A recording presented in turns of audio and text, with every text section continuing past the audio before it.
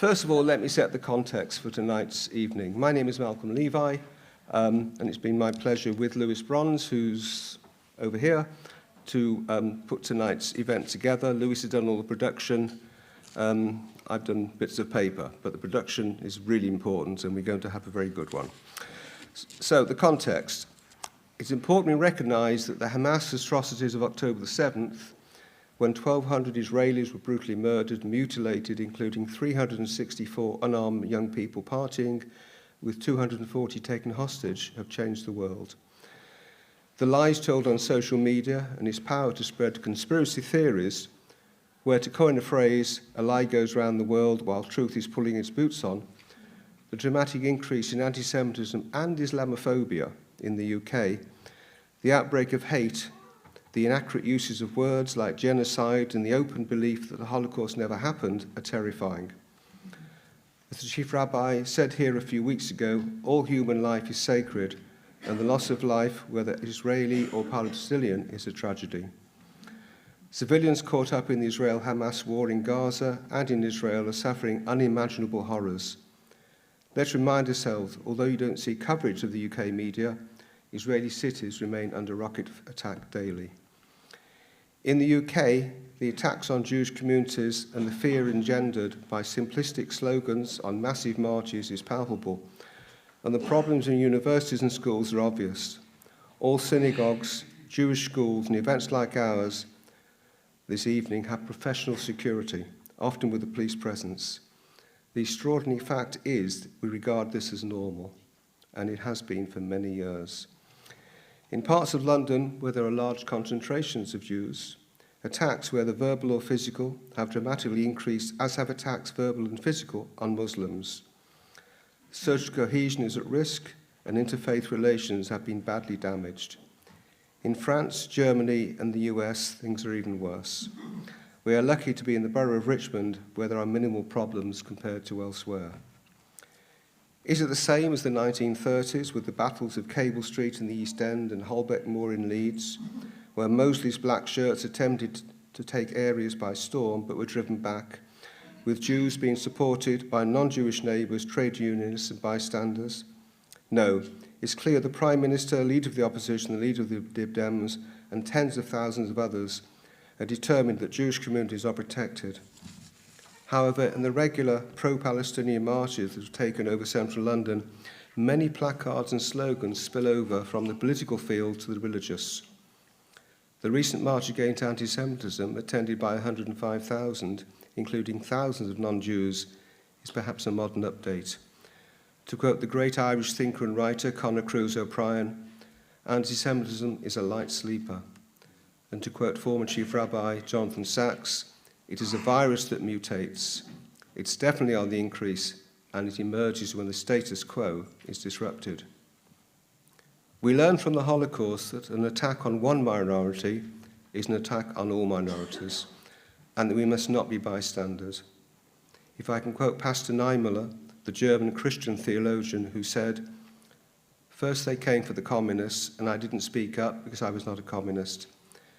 Then they came for the trade unionists, and I didn't speak up because I was not a trade unionist. Then they came for the Jews, and I didn't speak up because I was not a Jew. Then they came for me, and by that time, no one was left to speak up." It's incumbent on all of us to speak up. This, then, is the context in which we present our programme for this evening. We're witnessing an upsurge of anti-Semitism and Islamophobia in our own liberal society. We'd call upon Richmond Borough and our MP and the wider civic community to ensure the phrase often used in Holocaust Memorial Day, "never again," is not a platitude but has real meaning.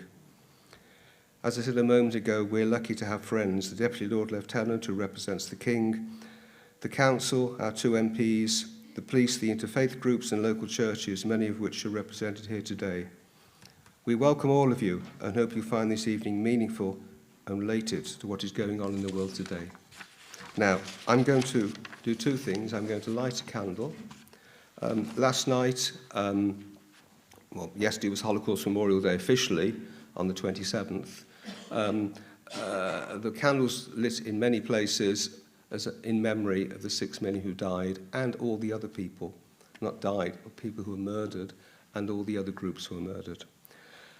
So I'm going to light a candle. I'm then going to place a stone at the bottom. Traditionally, and those of you who've seen Schindler's List will have seen it done, people put stones on gravesides. Why is that done? There's lots of reasons given. The one I like best is that flowers last a week or two, but stones last forever. So the memory of the person or persons will last for a very long time if you place a stone there. That's the theory. So I will now light my candle. If I try and light the stone, I won't get very far.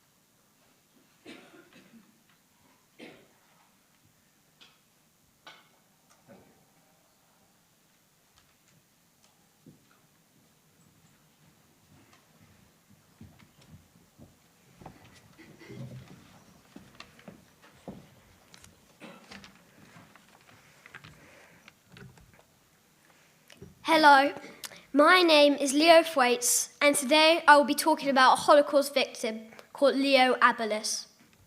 Leo was born in 1924. Although his family were Polish, they lived in Luxembourg. When World War II started, Leo and his family moved to Wittlich, a city in the west of Germany, to hide from the Nazis. Leo and his family were soon found, though, and were deported to the Lodz ghetto in the west of Poland on the 16th of October 1941. Leo sadly died on the 2nd of November 1942 at the young age of 18 years old. I imagine Leo was a very resilient person because he was consistently forced to move to many different places just because he was Jewish. This must have been very stressful on him and his family. However, the fact that we practice our faith today shows me that the Jewish people will always overcome those who try to destroy us. Thank you for listening.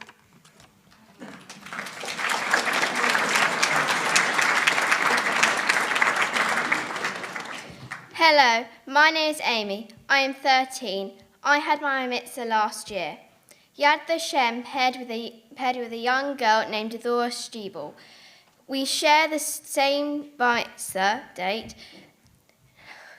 and my Hebrew name is Devorah. Today I am going to tell as much of her story as we know. Devorah was born in 1935 to 1936 in Nancy, France, and was murdered when she was about 8 to 10 years old. Devorah was murdered in the Holocaust. Devorah's parents were named Joseph and Rosa Stiebel. This is all we know about Devorah, but there is more stories like Devorah's has not been told. Learning about Devorah has taught me that we need to know what happened to so many people in the Holocaust to ensure that it never happens again. Thank you, Devorah, for sharing your story. It has helped me understand how I should live my Jewish life. Thank you for listening.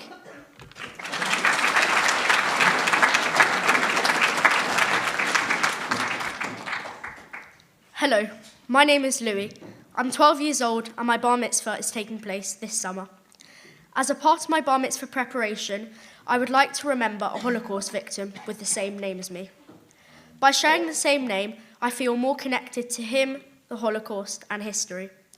Today, I'll be talking about Louis van Olten, who was brutally murdered at the age of 31 in a Nazi concentration camp. He was born in Belgium in 1912 and was deported with Transport 51 from Drancy Camp, France to Sobibor, Poland on the 6th of the 3rd, 1943. Sobibor death camp murdered over 250,000 Jews between May 1942 and October 1943. Sadly, only 50 Sobibor prisoners survived the war. Although not a lot of information is known about Louis Van Alten, it is important to honour his memory and understand that we have a duty to make sure that something like the Holocaust will never happen again. Thank you.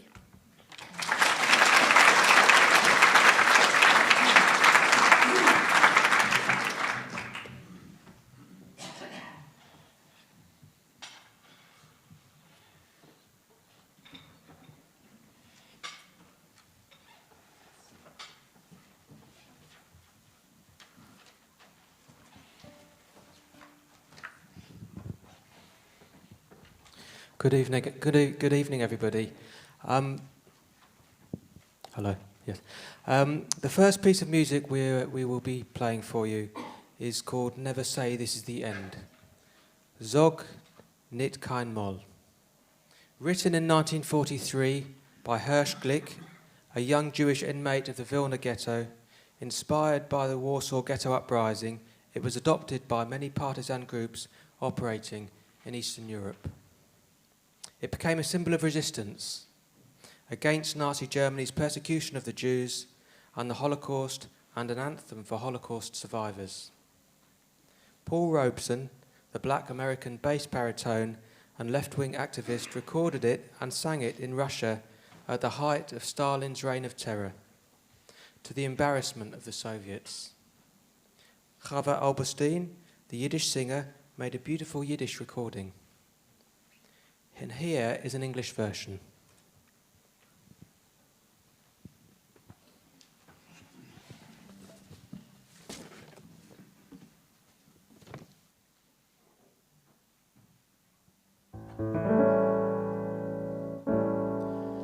Never say this is the final road for you, though leaden skies may cover over days of blue.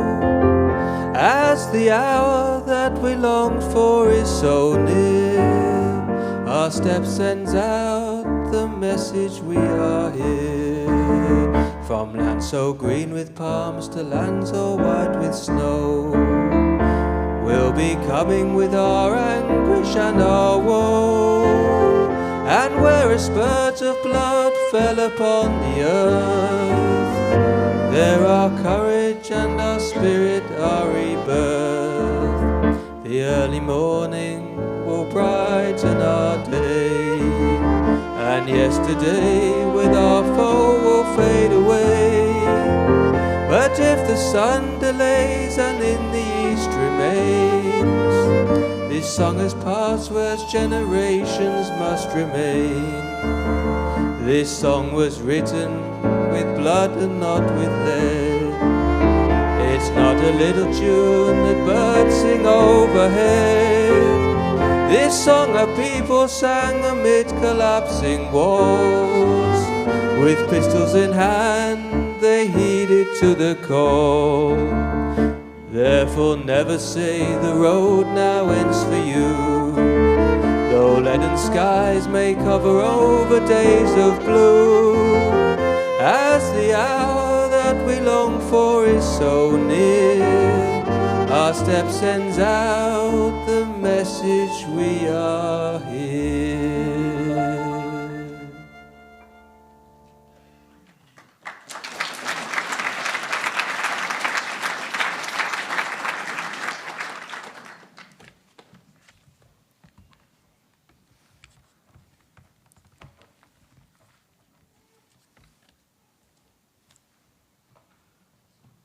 Madame Mayor, Madame Deputy Mayor, Deputy Lord Lieutenant, MP, Leader of the Council, councillors, and other distinguished guests. I would first like to welcome our guest of honour, Marla Trebich. We are so grateful to you for coming to speak to us this evening, and salute all that you do to ensure that the memory of the Holocaust is kept alive. I would like to thank Malcolm Levi and Louis Bronze for their incredible efforts in arranging this evening. I would also like to thank Hirsch Cashton for arranging educational sessions for close to 1,000 secondary school students from across the borough of Richmond at this synagogue, facilitated by his team of volunteers. It is vital that the next generation of young students learn about the Holocaust to ensure that its memory lives on.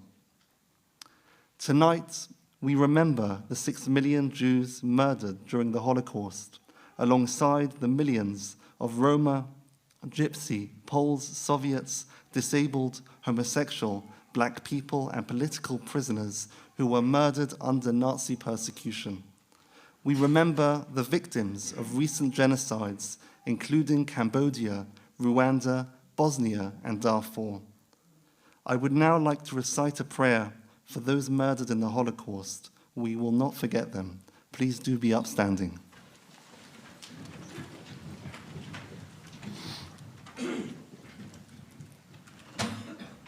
El mole rachamim, dayon almonos v'aviesomim, al nosech Hashem v'sisapak ledam Yisrael shenishbach kamoyim. Hamsei menucho nechono al kamfei Ashkino, v'malos kedoshim utorim kazor kia maririm o masirim. Es nishmoseihem shall revavos alfei Yisrael, anoshim v'noshim, yilodim v'yilodos, shenehergu v'nishchetu v'nisrafu v'nechnaku v'nikbaru chayim. Bartzos asher noga bohen yad hatzorer ha-Germani u'grov. Kulam kadoshim utorim, uvohem geonim v'tzadikim. Arzei halavonon adirei haTorah, began eden tehi menuchosom. Lochein balarachamim yastirein v'seiser knofov lolomim. V'yitzro b'tzra chayim es nishmasom. Adonai hu nachlasom v'yonuchu b'shalom amishkovom v'nomar amen. God full of mercy, justice of widows, and father of orphans, please do not be silent and hold your peace for the blood of Israel that was shed like water. Grant fitting rest on the wings of the divine presence in the heights of the holy and the pure, who shine and radiate light like the radiance of heaven. To the souls of the millions of Jews, men, women, and children who were murdered, slaughtered, burned, strangled, and buried alive in the lands touched by the German enemy and its followers. They were all holy and pure. Among them were great scholars and righteous individuals, cedars of Lebanon and noble masters of Torah. May the Garden of Eden be their resting place. Therefore, Master of compassion, shelter them in the shadow of your wings forever and bind their souls in the bond of everlasting life. The Lord is their heritage. May they rest in peace, and let us say, Amen. Please do be seated. The next part of my talk this evening is of a slightly sensitive nature, and I know we have some young people in the audience. If there are any who would like to come back and rejoin us a bit later, they are now welcome to do so.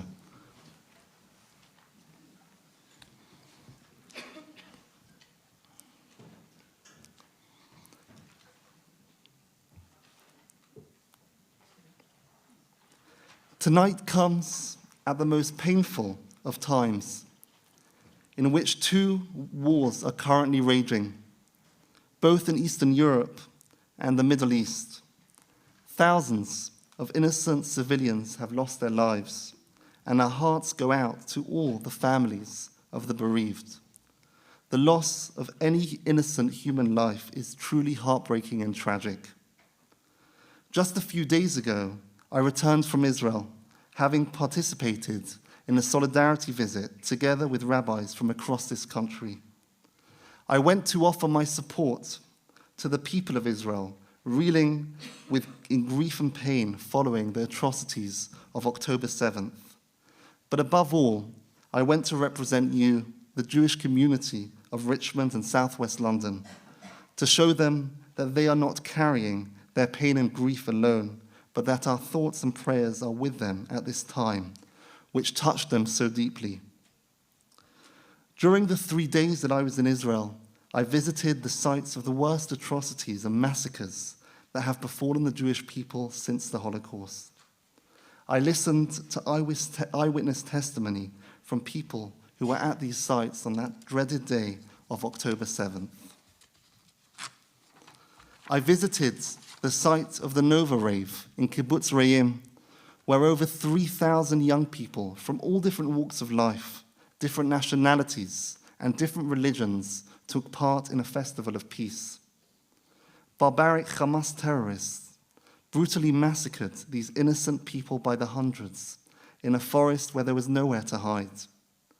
Women were raped and bodies were mutilated in the most horrific of ways. During my visit to the Nova site, I encountered several young people who, despite having broken limbs covered in casts or relying on a cane to walk, were the fortunate ones. They survived the Nova massacre. I visited communities in southern Israel where entire families were massacred. Despite the residents' efforts to promote peace with their Palestinian friends in Gaza, they were tragically killed by Hamas terrorists. The elderly and disabled were killed in their beds, children and babies burned alive in their safe rooms. Heartbreakingly, young children were murdered in front of their parents, and parents were killed in front of their children. I spoke with a first responder at Kibbutz Be'eri who found a family of 5, 2 parents and 3 young children, in their safe room, embracing one another as they were burned alive. I met with Danny Miran, the father of Omri Miran, who was forcibly taken by Hamas terrorists from his devoted wife, leaving their 2.5-year-old and 6-month daughters screaming for their daddy. He was abducted to Gaza, and more than 110 days later, his fate remains uncertain. Somehow, miraculously, they were not taken captive with him. Danny shared the heartbreaking story of his granddaughter, who at just 2.5 years old, on her mother's birthday, made a birthday wish for her father's safe return. Upon my return home, I embraced my boys, showering them with kisses, never wanting to let go. As you can see, I wear a tag that reads, "Bring them home now," given to me by Danny. It serves as a constant reminder that we must not forget the hostages and their plight. They are real people with real families who are suffering more than we can ever imagine.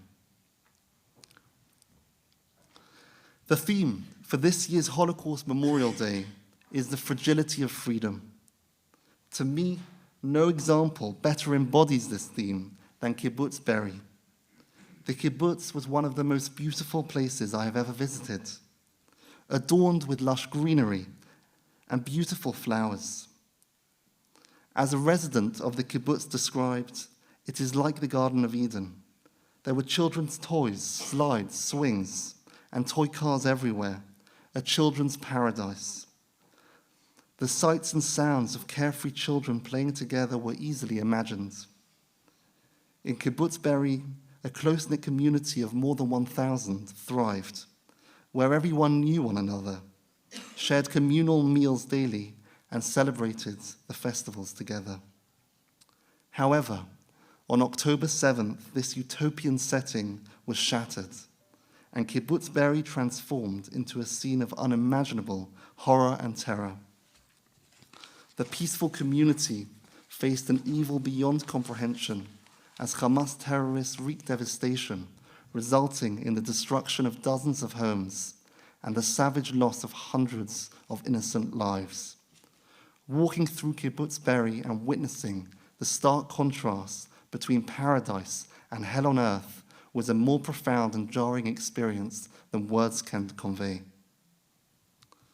On October 6th, we inhabited a vastly different world. Yet come October 7th, we were jolted into a nightmarish reality that tragically persists, with both Israelis and Palestinians enduring unimaginable suffering on both sides.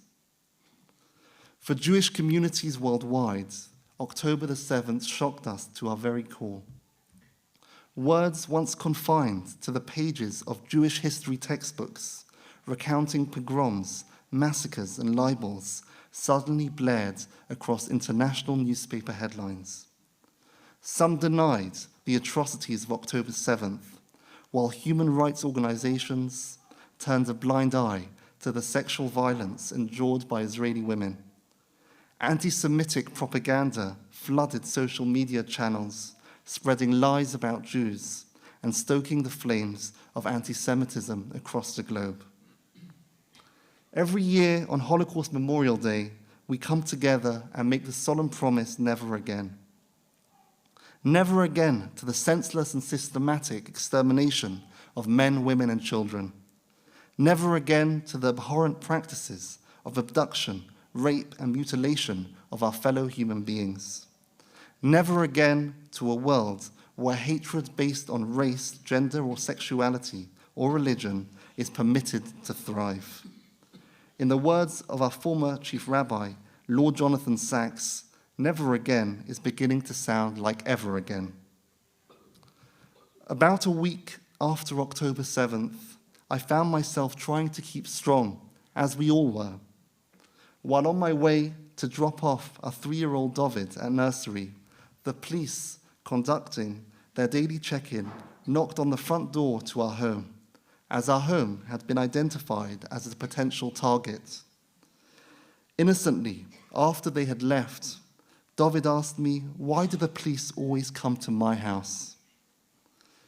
Even a child of his age could sense that the world should not be this way. His pure innocence brought tears to my eyes. Yet this is our sad reality, with many of our children and teenagers and young people feeling fear about attending school and university, having experienced anti-Semitism. Having said all of this, I know that I was not hired to be a voice of doom and despair. I know that people look to a rabbi for hope and inspiration, especially now that it is in short supply. I want to share what gave me comfort during this challenging trip to Israel. Despite the tremendous difficulties, each night I found solace in returning to my sister's home in Jerusalem. There I was greeted by my beautiful niece, who is nearly 3 months old. Her name is Miriam Tikva, Miriam, the great female Jewish leader who led the Jewish people in song and dance after their liberation following the exodus from Egypt, as we read this past Shabbat. Tikva means hope, and it also serves as the title of the Israeli national anthem, HaTikva. I admit I was quite surprised by the name choice just weeks after October 7th. Currently, there isn't much to sing and dance about, and while I strive to maintain optimistic, being an optimist is quite challenging in the present circumstances. My sister must have sensed my surprise, and she told me something which I wish to share with you today. She told me how this young baby, Miriam Tikva, was named after her husband's grandmother, Miriam Dunner.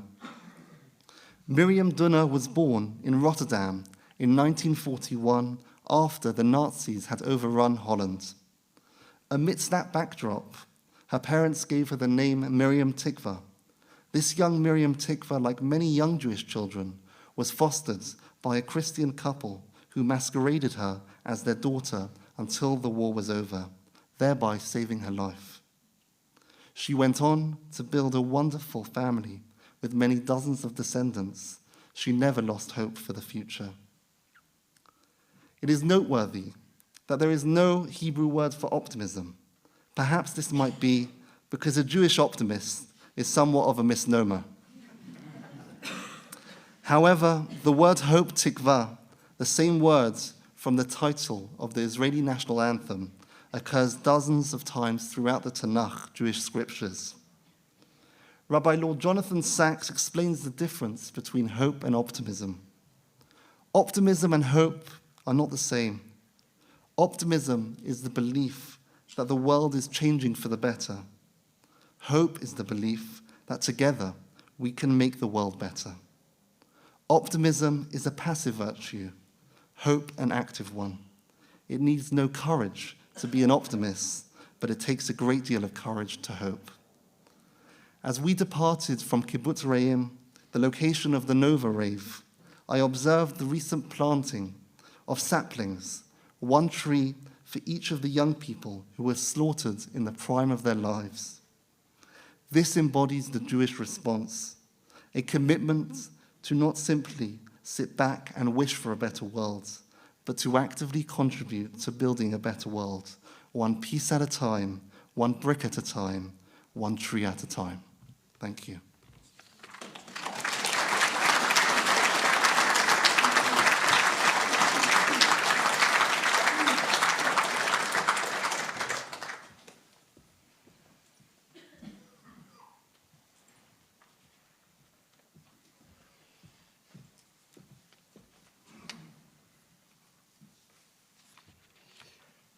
As the chairman of Richmond Synagogue, I'm delighted to be introducing Marla Tribich tonight as our keynote speaker. Marla, we are really honored to have you with us. If anyone has searched you up on the internet, they will have seen the amazing speaker that you are, traveling far and wide across the country and beyond, spreading the word that no one should forget what happened in those dark days during the Holocaust and what we can learn from it. So many websites make reference to you speaking, including the Holocaust Education Trust, Yad Vashem, the 45 Aid Society, and beyond. And outside of the Jewish community to places such as Upton by Chester High School, Middlesbrough Football Club, and you even are mentioned on Wales Online. Many of those places that you deliver messages to, I've never actually heard of. It's simply amazing. I'm delighted that you come here also as a friend of this synagogue. Your late brother was a dear friend of Sam Freeman, who many of you will remember, and remember with fondness. Marla, thank you for being with us.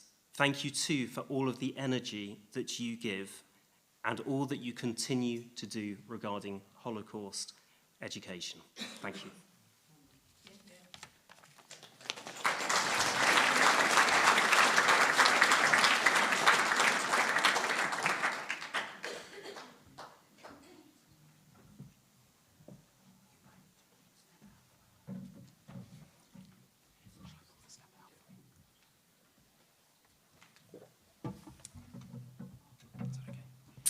Well, hello, everybody.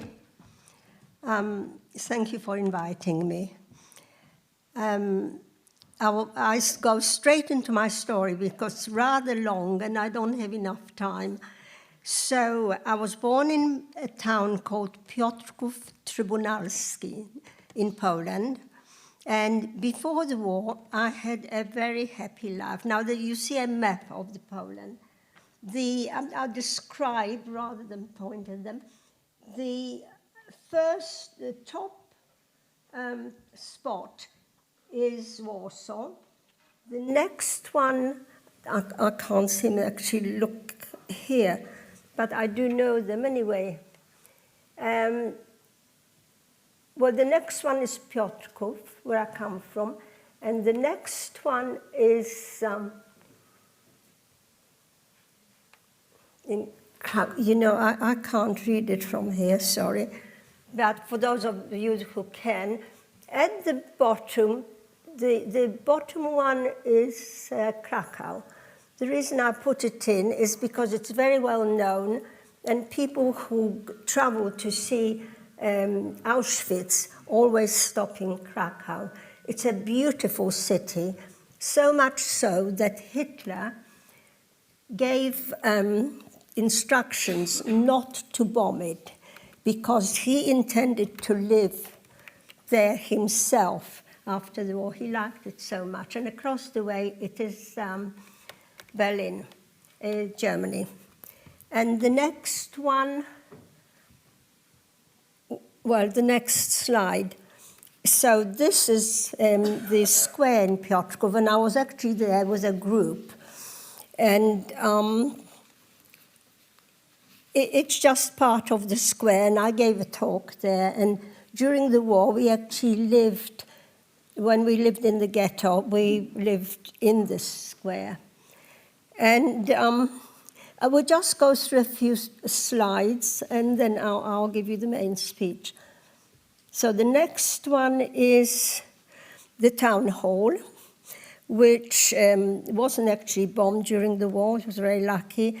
And the next one is the park where I spent my time. This is just, in the spring. And it's very meaningful to me because my early year was spent there with my siblings and friends, and it's really special. And the next one is the hospital where I was born. And the next one is the school I went to. And the reason I've put in just a small piece of it is that it's been renamed. It is now the Janusz Korczak School. Has anybody heard of Janusz Korczak? Yes, some people have. I'm really delighted to hear that, because so often I get a very negative answer. Well, he was a very special man. He was a pediatrician who was very interested in children, not only their medical conditions. He was interested in children's development, in their education. And he did an awful lot for children. I have to shorten all this, so I can't tell you the whole story. But so he was very well. He's also written books and poems, and of course, and he treated children for all their illnesses and so on. So he was very well known, but what he was better known for ultimately is that during the war he was in charge of the orphanage in the Warsaw Ghetto. And when the ghetto was going to be liquidated and everybody was going to be deported to their deaths, to Treblinka, they told him to stay behind. They didn't want to lose him. He was a very valuable man, but he declined this offer, and he went with the children into the gas chamber. So ultimately, he gave his life for children. And, well, he was very special. And the next one is the synagogue in its worst state, because it had been partially bombed during the war. It was also used as stables. And I'll leave it on that rather very unhappy slide, but I'll show you the restored version later, and I'll just quickly go through my stories as quickly as I can. So I lived in Piotrków, and ours was the first town in Europe to have a ghetto. And it started, well, within 2 months of the war, we had already found ourselves behind ghetto walls. So by the 1st of November, we're in the ghetto.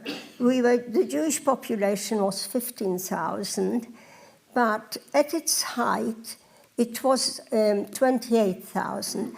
And that's because all around that area, a lot of people actually had to leave their towns and so join a ghetto, and a lot of them made their way to our ghetto. And it was terribly overcrowded, and there were as many as 10 people to a room. It would be a very large room, but conditions were really very terrible. And because of the overcrowding, there were a lot of epidemics, and we lost 4,000 people through these epidemics. So ultimately, there were 24,000 people. And, well, conditions in the ghetto were bad, but it was, in a way, a microcosm of what people are, because some people were better off than others, just like in ordinary conditions. But there was quite a lot of social work, because we had soup kitchens, and we really tried to help people who couldn't help themselves. And there were curfews. We had to be indoors by, at one time it was 7 o'clock, then it was 8 o'clock. We were not allowed out of the ghetto at any time. It's only the working parties that were coming in and out. And also there was the man in charge, the officer, used to turn up with his very big, very black, big dog. And that dog was actually trained to attack people in a certain way, which I won't repeat. And when we saw him from the distance, even the adults as well, we just disappeared off the streets very quickly. And as I said, food was short. There were working parties going in and out daily, and they were the most secure people who had jobs. And they were rounding up people all the time. There were small transports going to various places. We never knew where they were sending people. And I'll give you just one small example. As a young girl, I was actually, I don't know if I told you that before, I was the middle child of 3 with a younger sister, Lucia, and an older brother, Ben. And we weren't before the war, children were not all that sophisticated. And they didn't know as much as children know today. But I remember one incident where a man was killed in our doorway, and he was left lying there for a whole week. There was no reason for him to lie there. He should have been buried. And by then, I had not even seen a dead person. And every time we wanted to go in and out of this block, we had to go past him. And there were lots of things like that. They were very inventive about the way they could upset us or hurt us or kill us. And life was really very, very difficult, but little did we know what was to come. Because after some time, well, actually it was 42 by now, I'm going into 42, there were rumors that the ghetto is going to be liquidated and everybody is going to be deported to Treblinka. Now, Treblinka was a death camp. It wasn't a labor camp. People went there, and within a few hours, they were gone. And people were really terrified of this. Everybody was in shock and upset, and people tried to somehow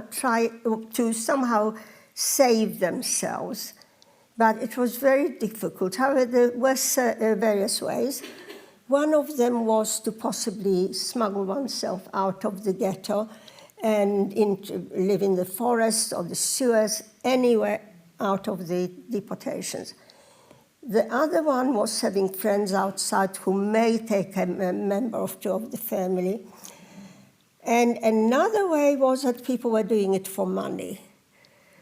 And my father, together with my uncle Joseph Klein, were introduced to a man from Częstochowa, which was on the map there, but I didn't point it out. And he was willing to hire 2 Jewish girls for money. For the duration, he would sort of look after them for the duration of the deportations. And this deal was struck, and he came to Piotrków to collect the money, to talk about conditions, and he said that he'll come back. He was paid in advance. He said he'll come back for the he'll come for one of us, well, for me first, in a week's time, and a week later he'll return for my cousin Ija Klein. And Ija was an only child. I was one of three. And we waited for this to happen. The thing is that we didn't know when. We knew there were going to be deportations, but we didn't know when.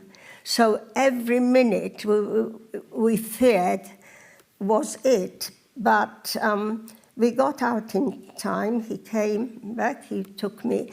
And the journey alone, although it wasn't very far, about an hour and a half by train, it was very scary because there was actually a reward for handing in Jews. And some people made a very good business out of it. So if anyone looked at us for longer than a few seconds, we thought, well, they're suspecting us of being Jewish. And we're traveling on false papers and false names, and it was all very scary. But we got there as originally planned. I was there, and Ija came a week later. And we were very scared, and we were supposed to be relatives from, who came to stay from Warsaw. And we had different names, and we had to pretend all sorts of things. And we were both fair, and with blue eyes, but nevertheless, we were very scared. If there was a knock on the door, sometimes it was okay to mix. Other times they would quickly hide us anywhere out of sight, under the bed, in a cupboard, anywhere. And we were both scared, but Ija, my cousin Ija, who was an only child, and I was one of three,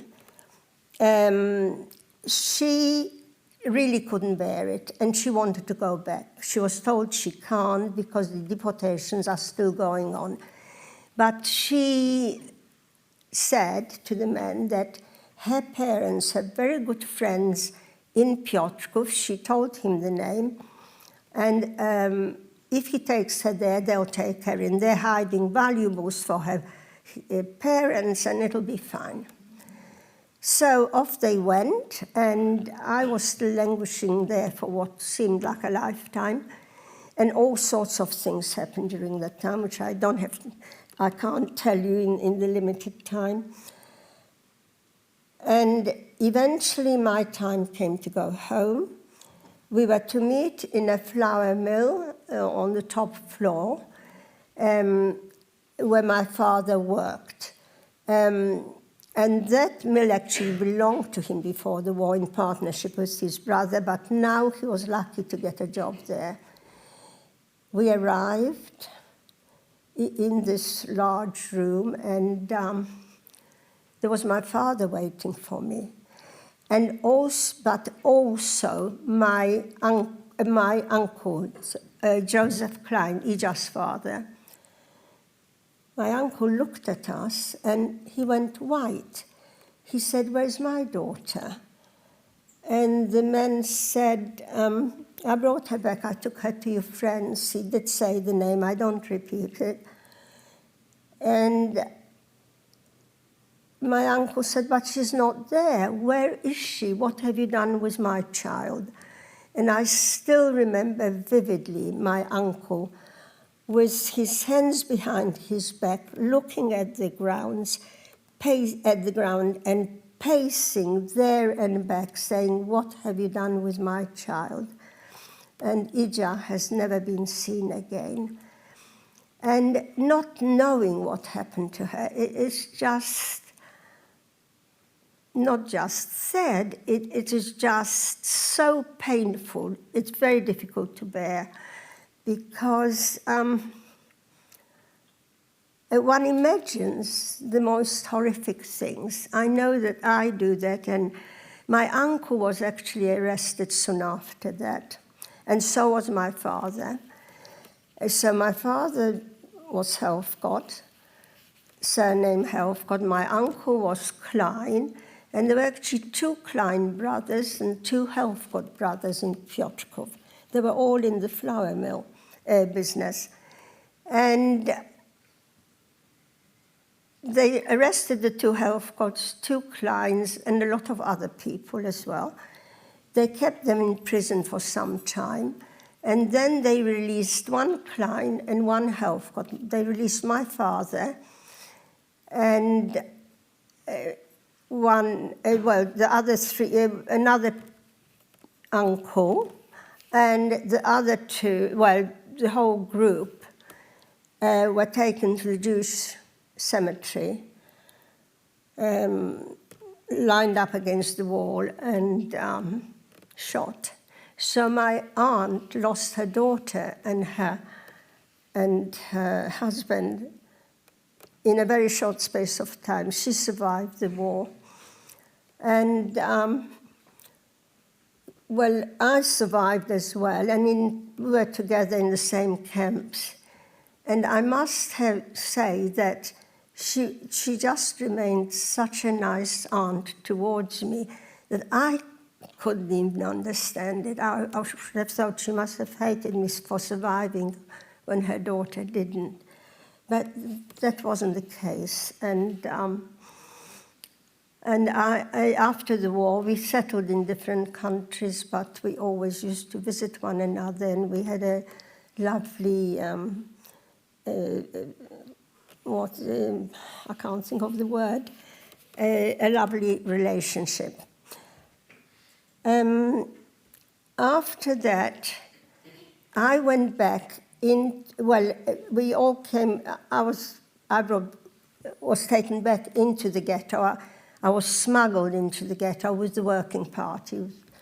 It was my father's working party. And the Germans knew that people were coming back, and they're still coming surreptitiously into the ghetto. But they turned a blind eye, but they had their agenda.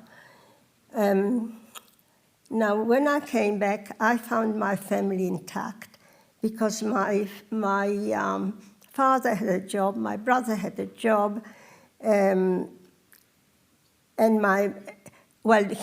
now had a job, but at that time of the deportation, my brother had a job, but my father, mother, and sister were all living with Polish people with 3 different families, and that's how they survived. But we were complete. But most families,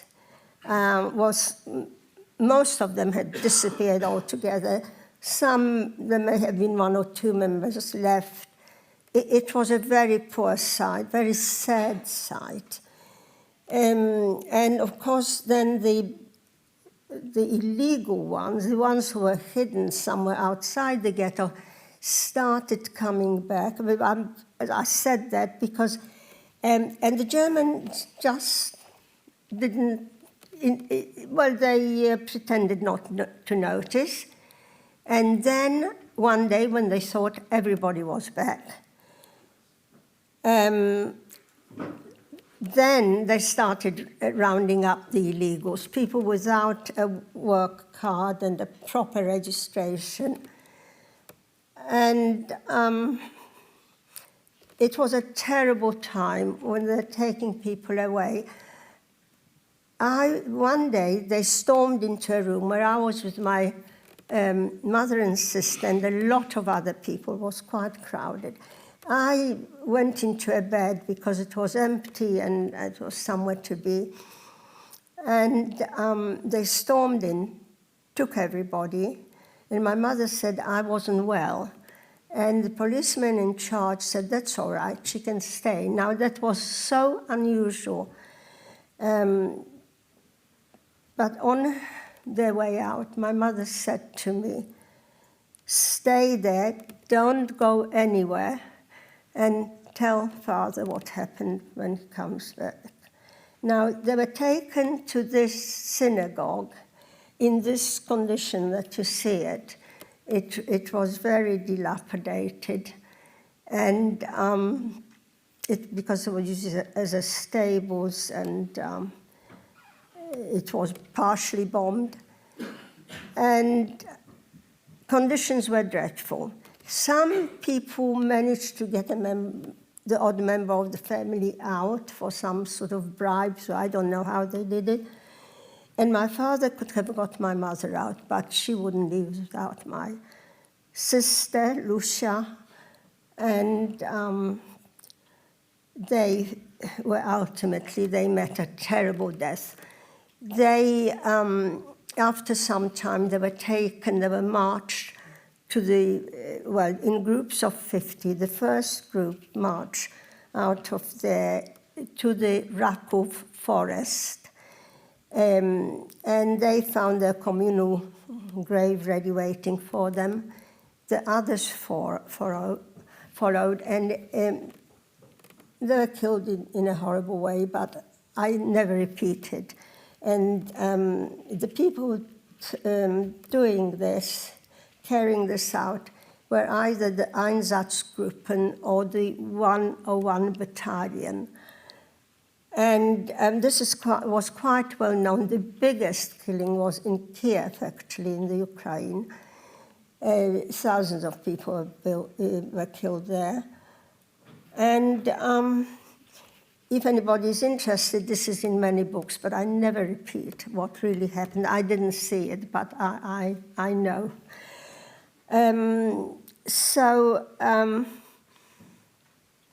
There I was left on my own, still with my father and brother. But on one occasion, they rounded up my aunt on my father's side, a Helfgott aunt, and she was taken away screaming, "Who'll look after my child?" By then, I was the only female Helfgott member of the family left, and it was down to me. Now, my cousin was 5, and I was 12, and I looked after her. We were eventually, there were just now 2 groups of 11,000, and we were transferred to the labor camp. There was one that produced plywood, and another one that was a glass factory. And we worked there for quite a long time, about 18 months, and I can't go into details, and I haven't watched the time. And then one day, they walked us to the railway station, men separately from women, and we didn't know where we were going. The cattle trucks were waiting for us, and I can tell you now that the men were sent to Buchenwald concentration camp, and I, with the women, ended up in Ravensbrück concentration camp. Now, on arrival, they made a list, which still exists, and my name is on it, and my cousins and my aunts. Then we had to give everything we brought, which wasn't very much. Then we had to strip. They took our clothing away. They shaved our heads. We went through cold communal showers, and when we came out the other end, they gave us the concentration camp garb, the striped jackets and skirts. And when we looked at one another, we could not recognize each other. Not only couldn't, well, that's a visual thing, but we just couldn't come to terms. We just looked so different. And it really had a terrible effect on us, because when you're stripped of your identity, it really does something to your soul. And that became very visible. People started dying very quickly. Now, my aunt, Franja Klein, died soon after arrival. My best friend, Pema Blachman, soon died after that. But, and you may have noticed that I've actually said, I have actually said their names, which of course would be meaningless to you, but I feel that if we know anybody's name who died in the Shoah, we should always use it, because most of them are just numbers. We don't have the name. So we were there in Ravensbrück, and I've left one bit, but it's just a separate little bit. I can go back. It's very significant.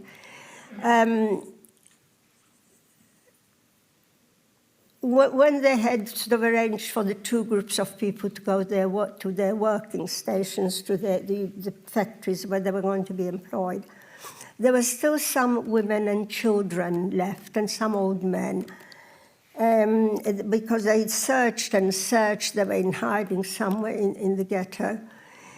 And I was among them with my little cousin. I was by then looking after her. And we were taken outside. We were standing in a column, and the people in the front were being taken away by lorries, and the column was slowly moving forward. And it was all very scary because children were crying and people were being hit over the head with rifle butts, and it was a bit chaotic. It really was a terrible experience. And I looked to my side, to my right, and I noticed a German officer standing there, and I don't know what gave me the idea, but I walked up to him and I said that I had been separated from my father and brother. They're inside the ghetto. Can I go back to them? And he looked a little bit amused, a little bit surprised. I don't know what he thought. But he actually called over a Jewish policeman and said, take her back inside. And on the way, I said, just a minute, I've got to get my cousin. And she said, you can't, she hasn't had permission. So I had this dilemma, what do I do? Do I go back to my family that's still left, and or do I take an... It was a terrible feeling. And I argued, and eventually he relented. I said, quickly, take her and go back. But I don't really have time to describe to you the exact, the feeling and what it takes to go through that sort of experience. So I was back with them. I was allocated to this plywood factory, and so was my father and brother. Anne was so small and frail, she didn't work. She was only 5. No, by then she was 7. She was 5. No, she was 5 at that time. And, well, but you know the bit that followed, because we've gone through the deportations and we're now in Ravensbrück. We didn't know what happened to the male members of the family. And Ravensbrück was the biggest women's camp in Germany. I didn't work. My cousin obviously didn't, although I worked previously in the plywood factory. And the thing that really sticks out to me in Ravensbrück was those, what are they called, the roll calls. We used to have to go outside and stand on the ground to be counted. And that was like at 6 o'clock in the morning. And this was in deep winter. We were there in December and January and February. And that's really the thing that stands out. There's much more to it than that, but I'll just go on. From Ravensbrück, we were deported to Bergen-Belsen. And when we arrived there, they had no time for us, and they had no room for us. And they put us up in an enormous tent overnight. And in the morning, we went in. And the scene that hit us was terrible. I'll describe it just very briefly. The first thing that hit you was the smell and the smog. And there were people there, but there were skeletons. And they were shuffling along aimlessly. And as they were shuffling, they would collapse and die. And there were dead bodies everywhere, and there were piles of dead bodies which were decaying. And it was a shocking sight. And they were taking us through and taking us onto barracks, which were very overcrowded. I don't know where we're going to go. And then on the way, I heard from someone that there is a children's home somewhere in the camp. And I quickly set off with Anne, my cousin Anne, to find it. We were interviewed by two women, Dr. Bimko and Sister Luba.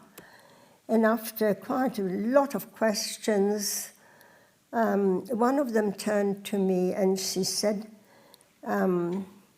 well, I'm afraid you're too old. I was by then 14, just 14.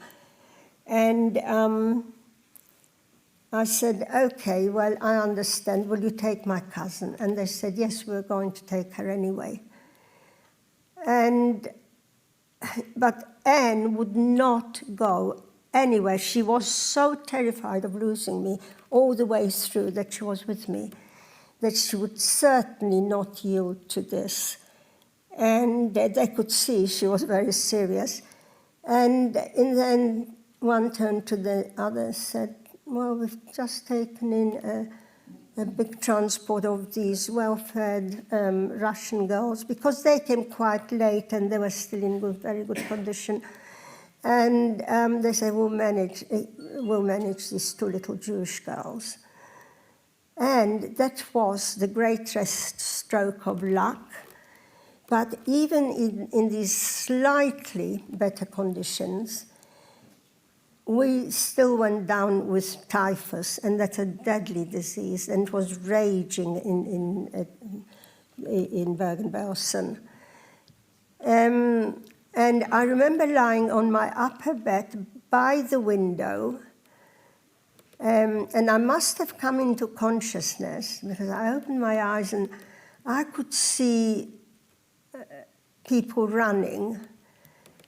And I don't know why they were running or where they were running, but all that sort of bothered me is, it didn't bother me, but it intrigued me, was how have they got the strength to run? Not that they were running fast, but,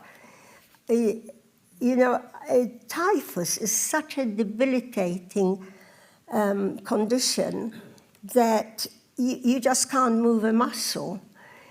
And that was the 15th of April, 1945, when we were liberated by the British Army. So I'll stop there, but not without telling you how wonderful that British Army was. I mean, they're absolute angels. I could talk about them for a long time, but take my word for it. I can't tell you all the details. They were amazing. So thank you very much for listening. I don't know how I've done for time. I know I've still got this. Do you want to show us the rest of it? Yes.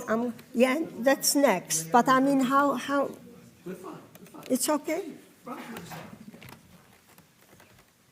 Okay, so I'll just look here. That's my father. And the next one, we just go through very quickly. My mother. And the next one is a group. I am at the bottom on the left, the little girl on the left at the bottom. And they're my aunts and uncles. And my brother is just above me. And the next one is just to show you we had bombing, but it didn't last too long. They didn't bother because they invaded very quickly. They invaded our town within 5 days and Poland as a whole within 2 weeks. And the next one is, this is just an announcement to say that by the 8th of March 1940, that's only 6 months into the war, where we should report with what they ask us to bring, and that's our valuables, our fur coats. They just wanted everything we had. And these went up periodically, but it didn't last for long because we didn't have an infinite lot of stuff to give them, but they took the best. And the next is my cousin Ija, who disappeared without trace. And the next one is my cousin Anne, who survived. And this on here, because Anne's hair was shaved, as was mine. And in fact, a friend of mine who's written a book, who was a Dutch friend, who was in the same barracks, she described us as a little boy and a girl came in this afternoon, but because she looked like a little boy with a shaved head. So this must be well over a year later.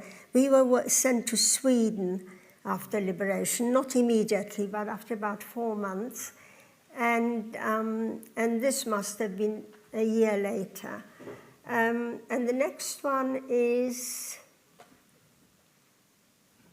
we can't read it. I usually, can you pick out the one where it's got my name? You've got it. So on there, I was number 151, Helfgott Mala, and below is my cousin Helfgott Hanya. But if you look on the right, one of the teachers pointed out to me, he said, oh, so you were 16 when you got to Ravensbrück. I said, no, I was 14. Now, but of course, I gave my age as 16, and all young people were putting their ages up, because at 14, they wouldn't need me because I couldn't work.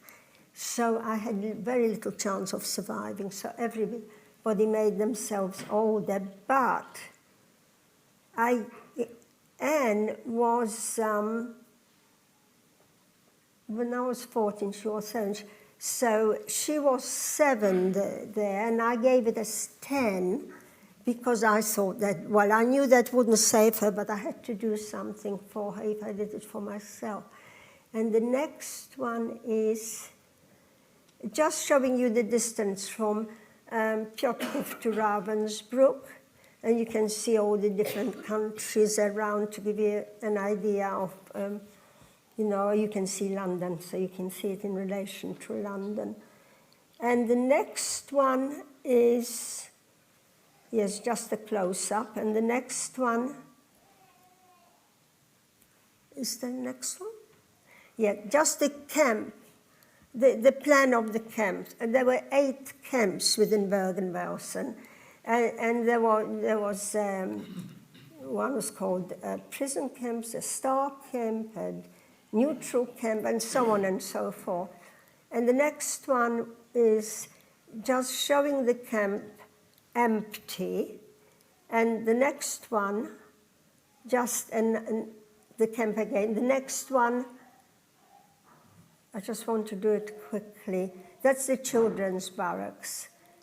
And that must have been taken during the war. I got this from the Imperial War Museum, this picture. The next one is Kramer, the camp commandant, being arrested by the British. And he's actually got a chain between his 2 feet, if you can see it from the distance. And before he was... before he worked before Bergen-Belsen, he actually was commandant of Auschwitz. So he had very good training. And you can see the British soldier with his rifle pointing at him. And the next one is the camp going up in smoke because it was so contaminated they didn't want to keep any of it. And the next one is the first memorial that went up. And you can see it only 1940 to 45. And the next one is the restored synagogue. So they did restore it, and there is a plaque on it saying that before the war it was a synagogue because they made it into a library. But they have now built a beautiful library around the corner, but they keep it for, I'm not quite sure what for, some documents and things. And the next one, the next one is my brother, Ben Helfgott. Sir Ben Helfgott here.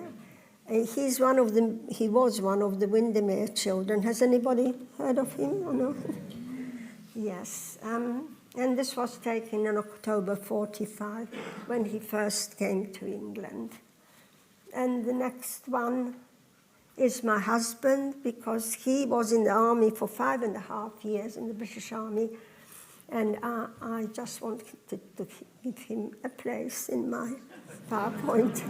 I think he deserves it. And the next one, is there anything else? Oh, is that the end? No, yes. Is that the... I can't read it on here. Is the next one? Yeah. Now, the people I told you about, well, that were in the synagogue, these are the people that were buried in this. But right, okay, so it says in everlasting memory, 560 innocent Jews were murdered here by the Nazis on December 20th, 1942, and said in sadness, in sacred memory. And that below it says 39 Jewish children were murdered here by the Nazis in July of 1942.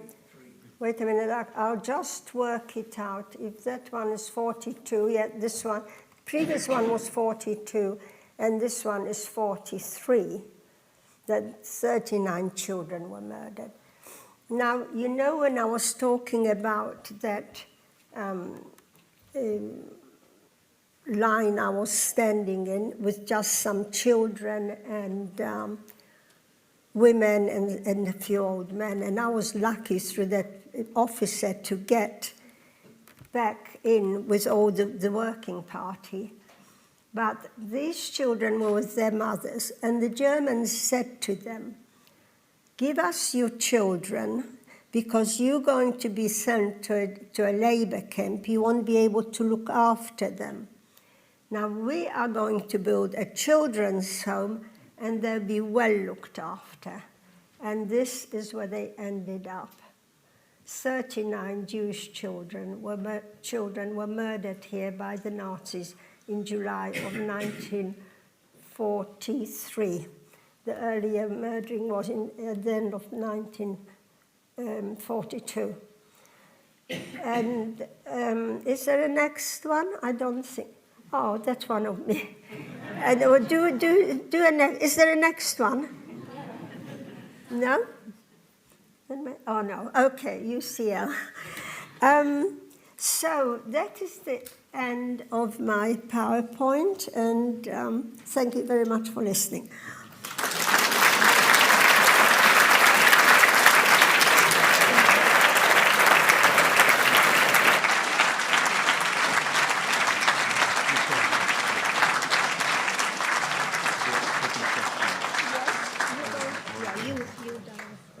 Thank you, Marla. Thank you so much for sharing your story, and we really appreciate you coming here this evening.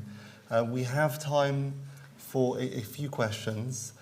We do ask that, please, if these questions can be directly related to Marla's story or a bit more about the Holocaust, but ideally around Marla's story. Just hands up. Simon. Can we get a microphone, please? Malcolm. Simon's on the left, behind you.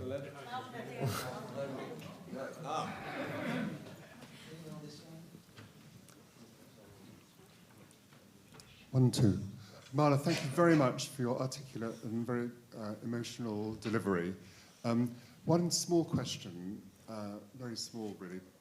What was the thing that kept you going? You were stripped of your identity, you were put in pyjamas or the striped clothes in Ravensbrück, and I think you said your sister and your aunt had died of typhus, and what kept you going in that extraordinary situation? I really don't know. That's the real true answer. I think I must have had some sort of inner strength to somehow get through it. But I don't know. I mean, other people survived as well. I've never asked anybody how they managed to survive. But, you know, the will to survive is very strong, and perhaps subconsciously I had that. But the true answer is I don't know.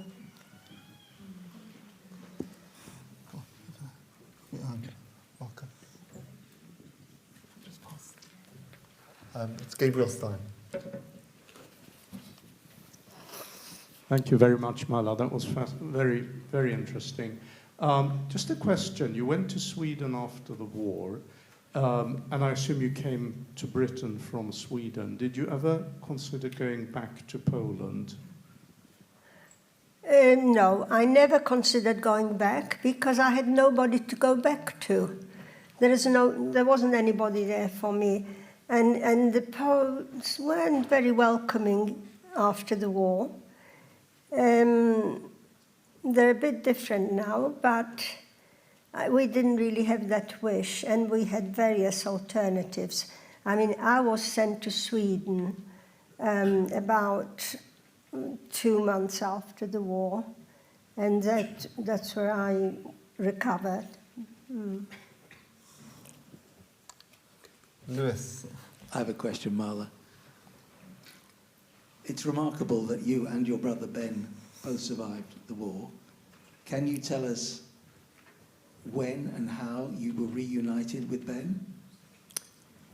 Yes, it took quite a while before we found one another. And I have to give him the credit because he was the enterprising one and he was really searching. And there were lots of searches and lists and trying to get people together. We had been scattered all over, families broken up. And of course, most of them died. But when Ben did find me, and eventually we were writing to one another, we're corresponding and giving one another news of what happened. And the organization in this country, it was called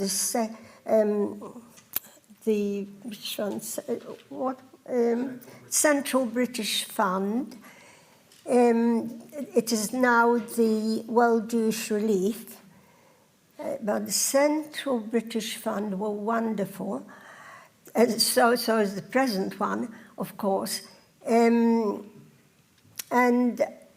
it was decided that I should come over here to be reunited with Ben and not the other way around. And I'm pleased that it happened that way because I just love Britain. Any further questions? Okay. Thank you. Thank you. We're going to come down and put a stone together. Yeah, okay. I'll just get some water.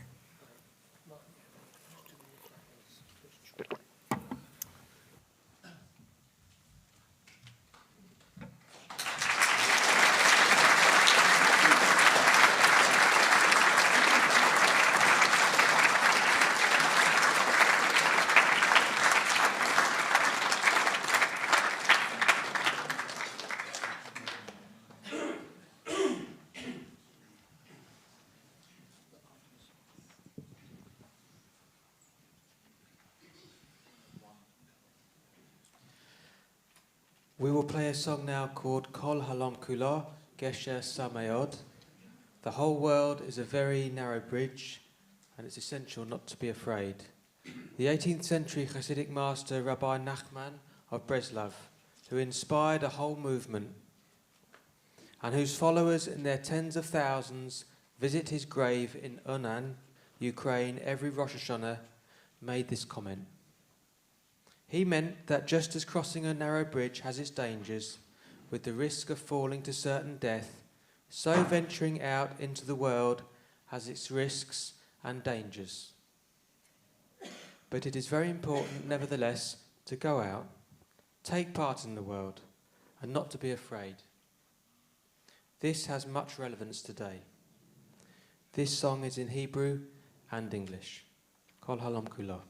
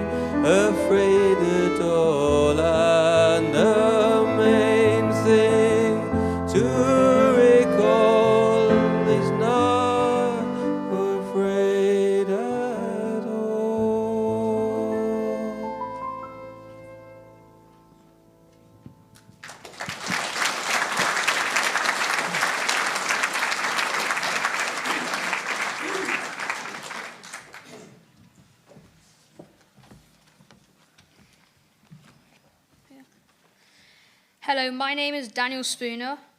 I chose to write about a boy called Daniel Zolotov, who was one of the millions of Russian Holocaust victims. Born in 1925, Daniel was raised in Moscow, in what was then the USSR. I can relate to Daniel not only through my name, but also that he was only 4 years older than me. Having researched the very little information available on Daniel, I realized how extremely different our childhoods are. At a young age, he joined the Soviet armed forces. Only a short time after joining, he was captured by the Nazis and became a prisoner of war.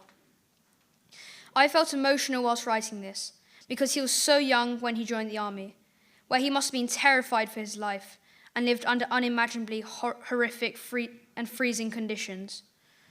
On the 22nd of June, 1941, Operation Barbarossa took place, where the Germans invaded the Soviet Union, massacring 1.5 million Jews. This may have included Daniel Zolotov. From the records at Yad Vashem, we do know that Daniel Zolotov was sadly murdered in 1941. Daniel was just 16 when he died. I am glad I got to know a little bit about Daniel, and his memory will always live within me. Thank you for listening.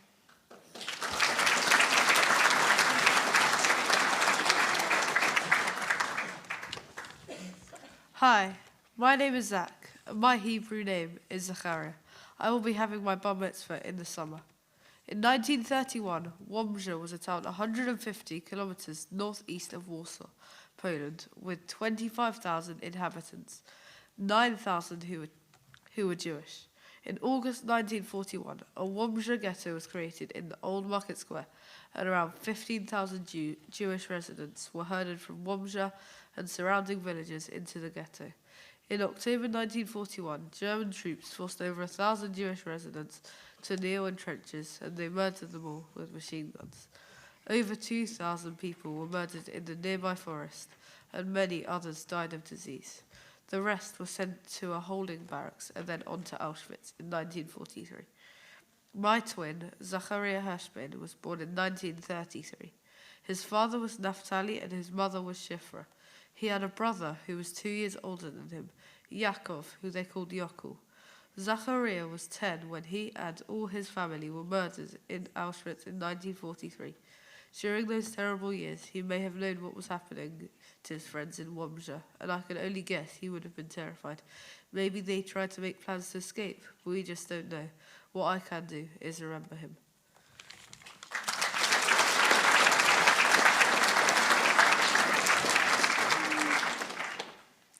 Today I'm going to be talking about Leah Einsman, a young girl who unfortunately lost her life in the Holocaust. My name is Leora, and here is her story. Leah was born in Stratowice, Poland in 1931. Her father's name was Shlomo and her mother's name was Rifa. At the age of 13, the Nazis took her and separated her from her family, taking Leah to a camp in Stratowice, where she was brutally murdered in 1944. This information was submitted by her sister, Rosa. Leah's story was shared to me by the Yad Vashem as a part of my Bat Mitzvah project. We will never forget Leah and the millions of others who perished in the Holocaust. What I have learnt from her is that the strength and perseverance of the Jewish people will never die, and that we need to raise awareness about anti-Semitism and how, in the future, it should never happen again. Thank you for listening to my speech, and I hope you had an informative night.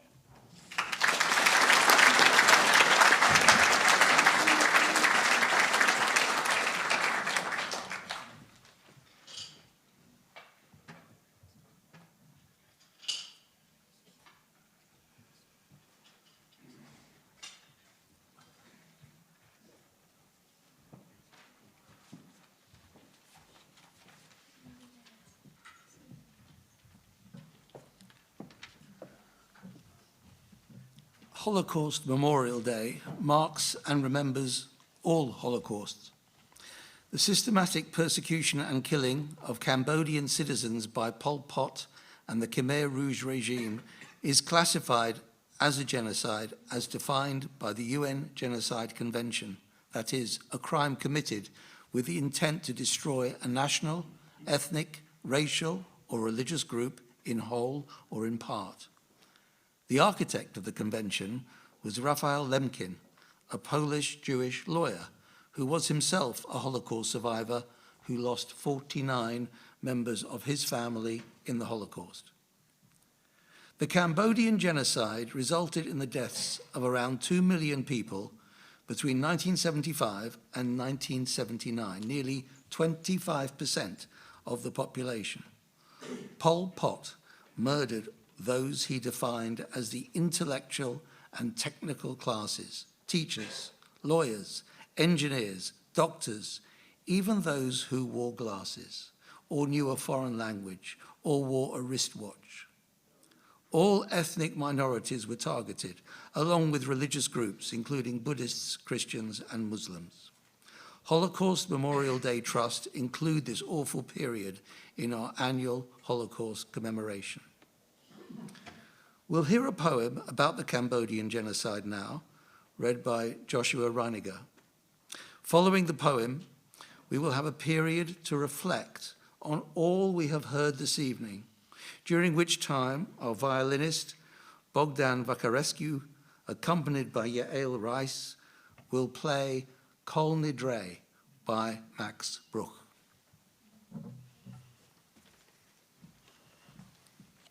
Of Pol Pot and His Killing Fields by Angelo Il Poeta.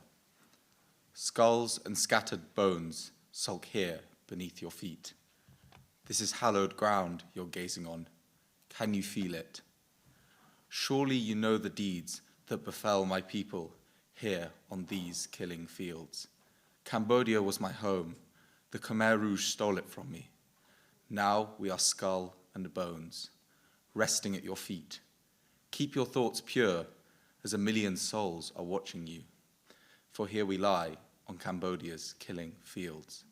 To my right, my dearest mother, I can still hear her sing a lullaby that I may sleep. To my left, my beloved father, his steady hand still guiding me, that the straight and narrow I may keep. If you look hard enough, you will find my entire family resting here on these killing fields. How I miss them so.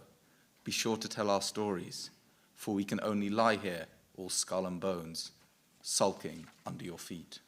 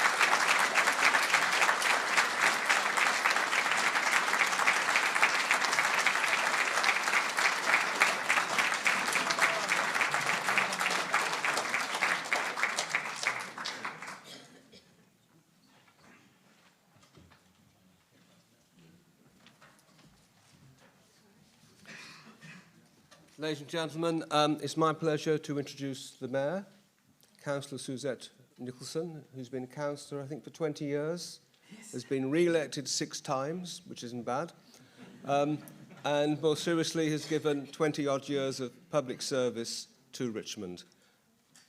The Mayor.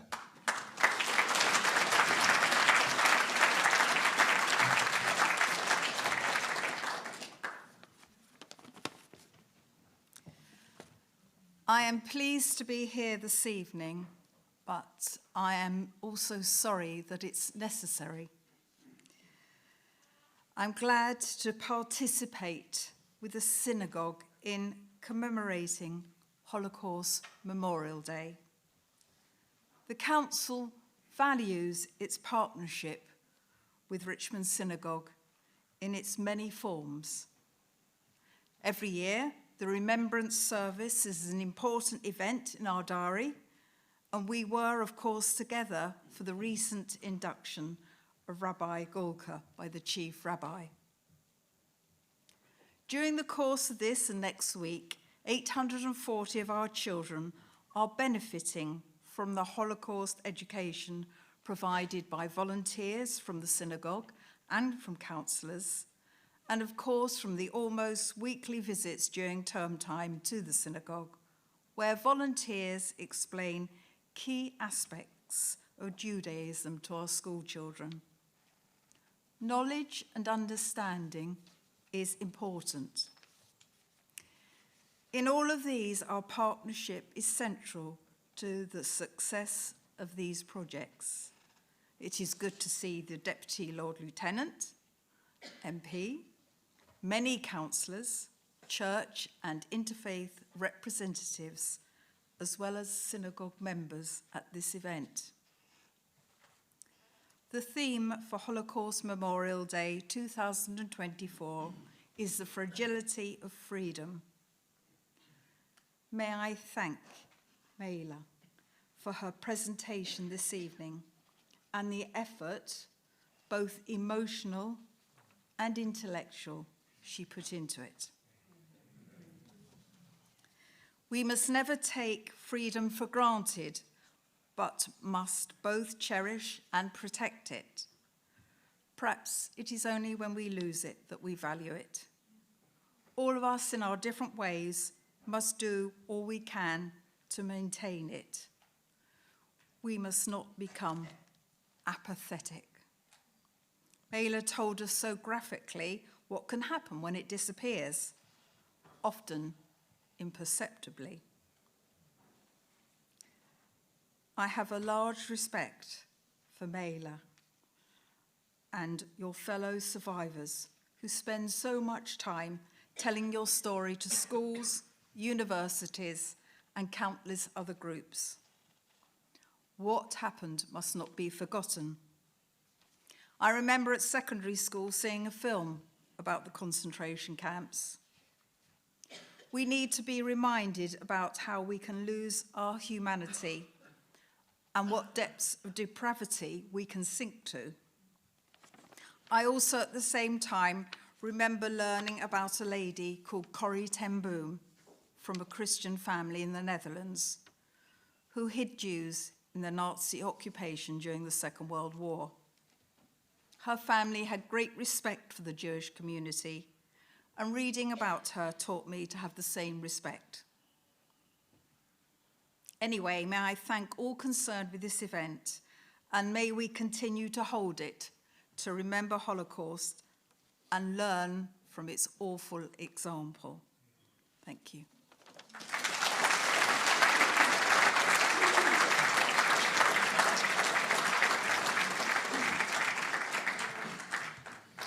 Thank you very much, Madam Mayor.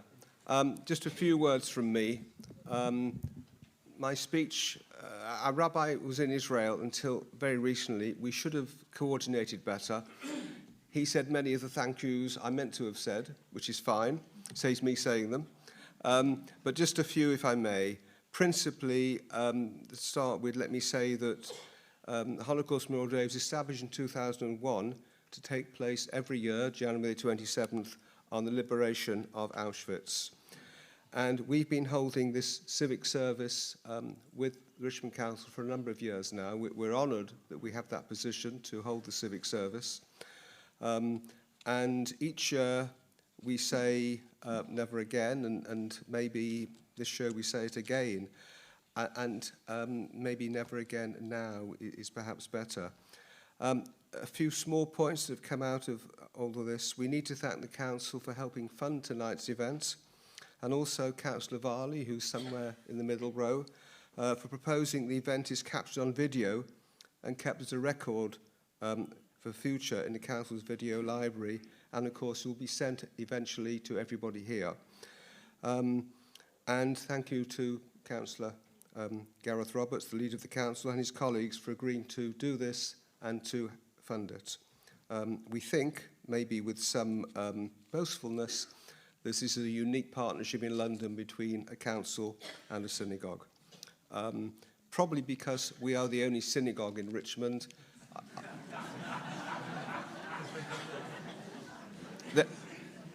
There are 93 in Barnet. It would make it more difficult.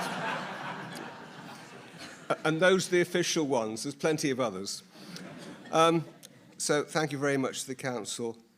Most thanks is reserved for Marla Tribich, who has come tonight and who's told us of her experiences. And I'm going to repeat what others have said, but you do this for universities, for schools, for church groups. I didn't know about Middlesbrough Football Club. They didn't do very well last week, but never mind. So thank you very much for all the work you do and your fellow survivors do. We have a little something for you.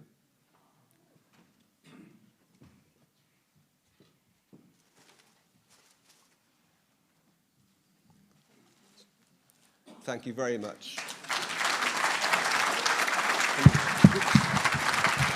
Can you stand up, please?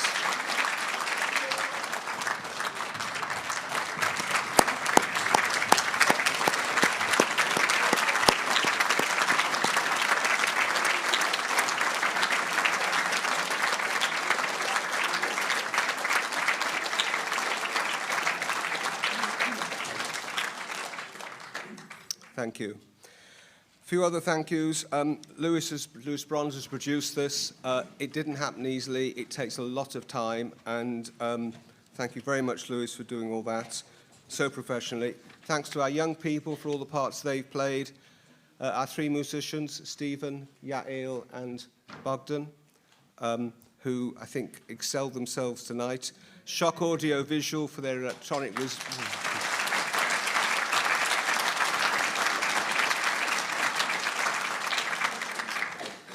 Shock Audio Visual for their electronic wizardry. I got that out correctly. Vanessa for the reception we're about to enjoy. Emma MacDonald for organising the sadly very necessary security. Karen for organising the flyers and all the administration. And Rabbi Golka and Paul Lawrence, our chair, since last May, for their support and advice and ideas. The theme of HMD this year is the fragility of freedom. How appropriate, given the state of the world. Let me end by quoting Elie Wiesel, the Holocaust survivor, once described by the New York Times as the greatest Jew in America who won a Nobel Prize for Peace. Quotes, "I swore never to be silent whenever and wherever human beings endure suffering and humiliation. We must always take sides. Neutrality helps the oppressor, never the victim. No human race is superior, no religious faith inferior. All collective judgments are wrong, only racists make them. Human suffering anywhere concerns men and women everywhere. In any society, fanatics who hate don't only hate me, they hate you too. They hate everybody." Wise words indeed.